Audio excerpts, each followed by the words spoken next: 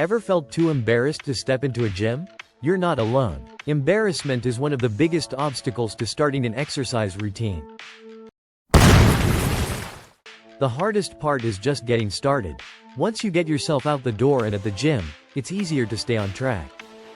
Buddy up. Whether you're doing tricep dips with a coworker or running with your kids, having someone join you can make you feel less self-conscious.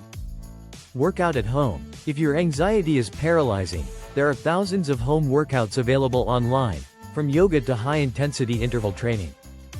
Try a beginning exercise class. These classes are designed for new exercisers and can be a great way to get moving and meet like-minded people. Get a trainer. Personal trainers can help you familiarize yourself with the gym and ensure you have proper form to achieve your fitness goals.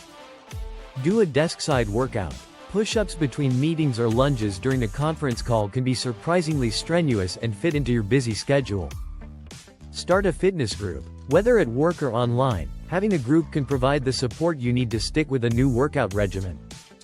Buy new workout wear. Invest in clothes that make you feel good about yourself and fit well, avoiding baggy or oversized options. Just do it. Whether it's basketball, dancing, or any activity you enjoy, the important thing is to start moving and give yourself a pat on the back for developing a new routine.